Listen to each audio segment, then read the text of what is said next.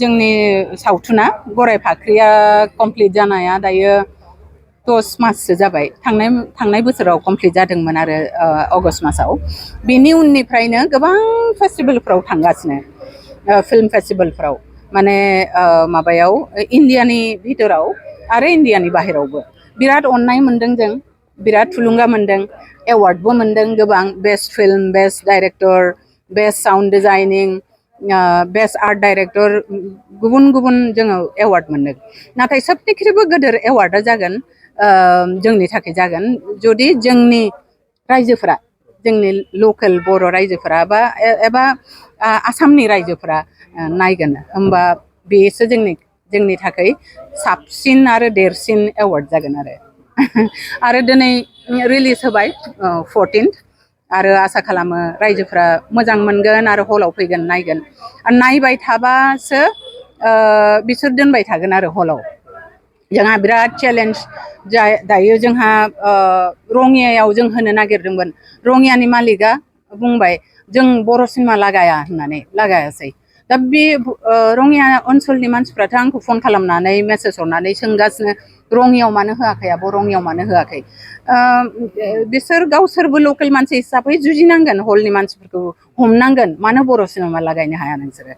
जुदि बर' सिनेमाया आसामावनो रिलिज होनो हायाबा, माने हलफोरा लागायाबा, बबाव जों जायगा मोननो? बर' सिनेमायाथ' जेनेबा केरेलायाव लगायजाया, दिल्लीयावथ' लगायनाय नङा, नेपालाव लगायनाय नङा सिनेमा हलाव। बर' हल जेब्ला, माने बर' सिनेमा जेब्ला बर'लेण्डआव एबा आसामावनोथ' लागायनांगोन ना। थ' बेखौ हलफोरा बुजि मोननांगोन आरो लकेल मानसिफ्राबो हमनांगोन बिसोरखौ बर' सिनेमा लागायनो थाखाय। आरो नै इउनिभार्सेलावबो दिनै एसे टेकनिकेल प्रब्लेमनि थाखाय खिथिनो हायासै होनना बुंदों, गाबोननिफ्राय खिथिगोन होनना बुंदों। आरो जोङो नोंथांमोननि थ्रु बेखौनो खावलायनाय हरो, जाय दर्शकफोरा, जाय नायग्राफोरा बेयाव इउनिभार्सेलाव फैबाय, थांफिननांबाय, जों निमाहा बियो, बिथांमोना जाहाथे गाबोन फैफिनो बा सबनेहा फैफिनो नायनो, बिथांमोना जाहाथे माने गोसोआव दुखु मोना आरो दिनै नायनो मोनिखौ। औ, जों जास्ट मोनसे गोदान दिन्थिनो थाखाय बेखौ खालामनाय जादों। जोंहा जेबो बेबायदि अरिजिनेल प्लान गैयामोन। नाथाय जेब्ला जों लिरबाय थादोंमोन स्क्रिप्टखौ एबा कास्टिं खालामबाय थादोंमोन, ओमफ्राय बे जास्ट क्रिएटिभ डिसिसन आरो मोनसे ना, सोरजिलु मोनसे माबा लामा, बेखौ जोङो माबानाय जाबाय, एक्सेप्ट खालामनाय जाबाय। आरो बे हिसाबैनो जों सानबाय जुदि हौवाफोर गैयाब्ला बिथांमोननि भइसखौ बाहायनानै, बिथांमोननि पिक्चार बाहायनानै, आरो बिथांमोननि हौवा मानसिनि जिथु डमिनेन्स जोंनि समाजाव, बेखौ फिलखौ बाहायनानै जों एफेक्टिभ स्ट'रि टेलिं, माने सल'बाथा खोन्थानो हागोन ना हाया मोनसे जेन्डारजों, बेखौनो जोङो टेस्ट खालामनायबाय। आरो आसा खालामो नोंथांमोना मोजां मोनदों, मानोना गुबुन रायजोफ्रा, नायग्राफोराथ' मोजां मोनदों होननानै बुंदों।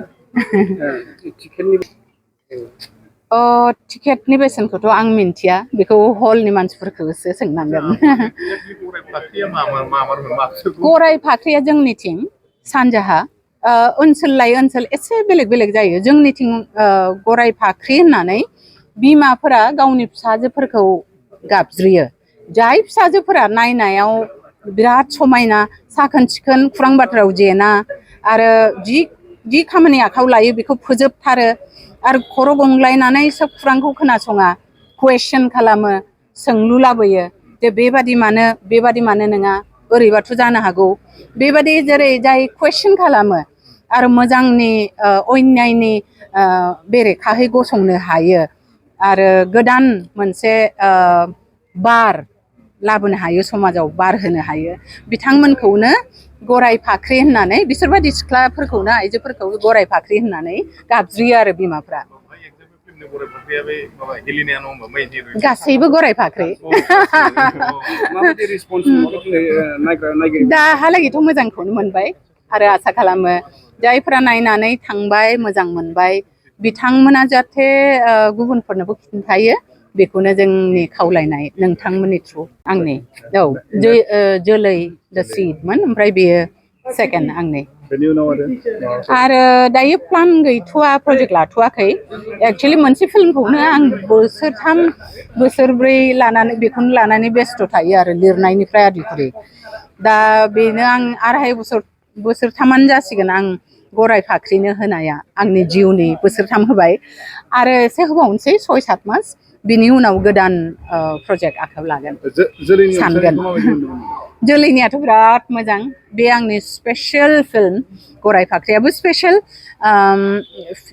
सावथुनफोरा दिहुनग्राफोरनि थाखाय डाइरेक्टरफोरनि थाखाय गावनि फिसा बायदि जायो बेनिखाय गासैबो सावथुनफोरा स्पेशलानो जाखायो नाथाय जोलैया जिहेतु जोंहानि न'खरनिनो मोनसे काहानिमोन बा जोंनि समाजनि बिराद खाथिनि गासैबो बे जिउखौ मोनबोनाय एक्सपिरियेन्स खालामबोनायनि सायावमोनथ' बेनिखाय जोलैया गमामानो बिराद आंनि बिखानि आंगो नाथाय आं आसा खालामो गराय फाख्रिनोबो जोलैनो जेरै अननाय होबाय बिसेसकरि बर' रायजोफ्रा गराय फाख्रिनोबो होगोन होननानै आं आसा खालामबाय मोनसे गोजोनथाव खौरां बिए सेथि सेमिस्टारनि थाखाय गसाइगावनि जारागुरि गबिन्द बसुमतारी कलेजाव मुं थिसननाय हाबाफारिया सोलिगासिनो दं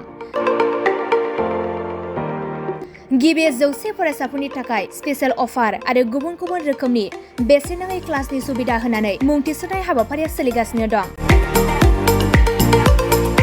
बे फरायसालियाव फरायसाफोरा गावनि गोसोबायदि आयदाखौ सायख'नानै लानो हागोन लोगोसे basic computer class self defence आरो स्पोकेन इंलिश क्लास बायदि सुबिदाफोरखौ बेसेन होआलासे फरायसाफोरा सोलोंथाइखौ लानो हागोन लोगोसे बे फरायसालिमायाव गासैबो फरायसाफोरनि थाखाय फ्रि बास सार्भिसबो होनाय जादों लोगोसे गासैबो थाखोनि बिजाबजों बुंफबनाय बिजाब बाख्रिनिबो सुबिदा दं